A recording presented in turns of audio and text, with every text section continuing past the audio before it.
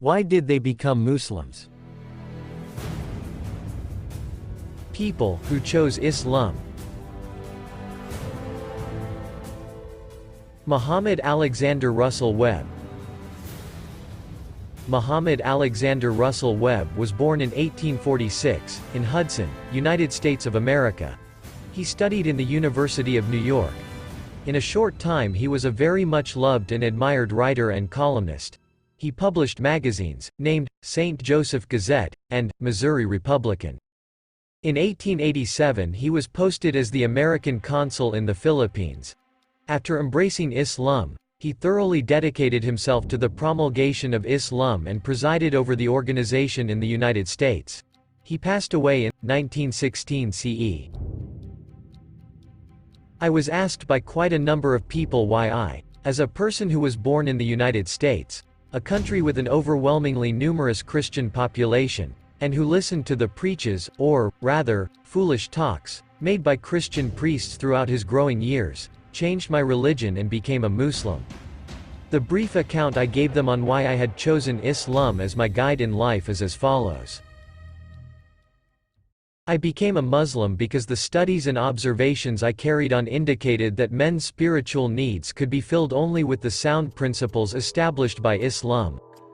Even as a child I had never had a disposition to completely dedicate myself to Christianity. By the time I reached the adulthood of 20, I was completely defiant towards the mystical and annoying church culture which interdicted everything in the name of sin. Gradually I disengaged myself from the church, and finally abandoned it for good.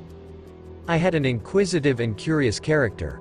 I would always search for causes and purposes for everything. I would anticipate logical explanations for them. On the other hand, the explanations provided by priests and other Christian men of religion did not satisfy me.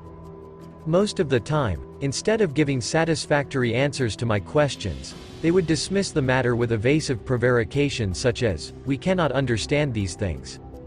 They are divine secrets, and, they are beyond the grasp of human mind."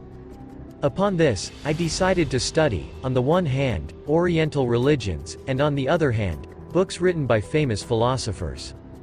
I read various works on philosophy, such as those written by Mill, John Stuart Mill, English thinker on liberty. By John Locke, English philosopher. By Immanuel Kant, German philosopher and writer of Critiques of Pure Reason.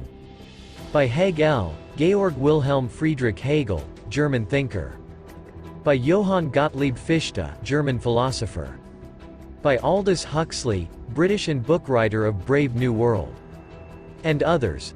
The books written by these philosophers always dealt with such subjects as protoplasms, atoms, molecules, and particles, and did not even touch on reflections such as, what becomes of the human soul? Where does the soul go after death? How should we discipline our souls in this world? The Islamic religion, on the other hand, treated the human subject not only within the corporeal areas, but also along the spiritual extensions. Therefore, I chose Islam not because I had lost my way, or only because Christianity had incurred my displeasure, or as a result of sudden decision, but, on the contrary, after very minutely studying it and becoming thoroughly convinced about its greatness, singularity, solemnity and perfection. Islam is based on belief in the existence and the unity of Allahu Ta'ala, entire submission to Him, which spontaneously entails worshipping Him and thanking Him for His blessings.